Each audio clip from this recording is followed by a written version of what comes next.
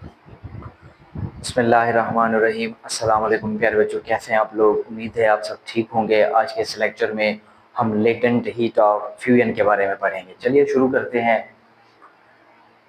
The heat energy required to convert 1 kilogram of a solid into liquid without changing its temperature is called latent heat of fusion.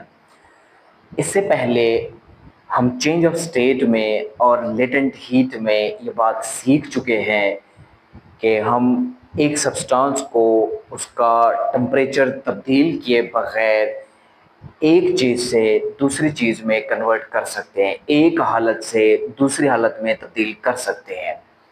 लेकिन हम उसको heat energy तो provide करेंगे, temperature तब्दील नहीं करेंगे। अब लेटेंट हीट ऑफ फ्यूजन क्या चीज़ है कि अगर हमारे पास 1 किलोग्राम सॉलिड हो, हम उस सॉलिड को उसका टेम्परेचर तब्दील किया बगैर लिक्विड में कन्वर्ट कर देंगे। इस प्रोसेस के लिए जो हीट एनर्जी दरकार होगी उसी को कहेंगे लेटेंट हीट ऑफ फ्यूजन। आसान अल्फाज में यूँ समझ लें कि जब हम सॉलिड को लिक्विड में कन्वर्ट करते हैं तो इसके लिए दरकार energy latent heat of fusion कहलाती है। शर्त क्या है कि हम सॉलिड का टेम्परेचर तब्दील नहीं करेंगे। अब कुछ इंपॉर्टेंट चीज़ें देखते हैं कि लेटेंट हीट ऑफ फ्यूजन को किस सिंबल से जाहिर किया जाता है, इसका एसआई यूनिट क्या है, इसकी मैथमेटिकल फॉर्म क्या है, और कोई पर्टिकुलर वैल्यू भी ले लेंगे हम। It is denoted by L F, यानी लेटेंट हीट ऑफ फ्यूजन को एल एफ से जाहिर किया जाता है। एल से मुराद लेटेंट, एफ से मुराद fusion, latent heat of fusion.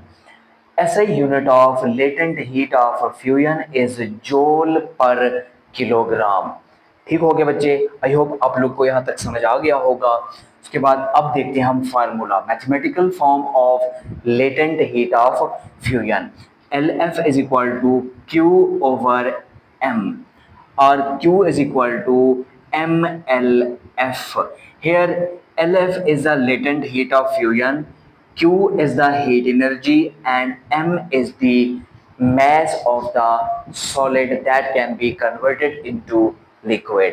तो इसी एक फार्मूले से हम तीन चीज़ें कैलकुलेट कर सकते हैं।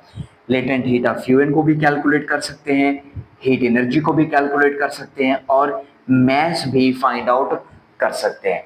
अब हम देखते हैं कि जब हम सॉलिड को लिक्विड में कन्वर्ट करते हैं, आइस को वाटर में कन्वर्ट करते हैं, तो इसके लिए दरकार लेटेंट हीट ऑफ फ्यूजन कितना होगी। Latent heat of fusion of ice is 3.36 multiply 10 to the raised power 5 joule पर किलोग्राम। के एक बर्फ को, 1 किलोग्राम बर्फ को लिक्विड में कन्वर्ट करने के लिए 3.36 multiply 10 to the raise power 5 joule पर किलोग्राम हीट एनर्जी दरकार होगी।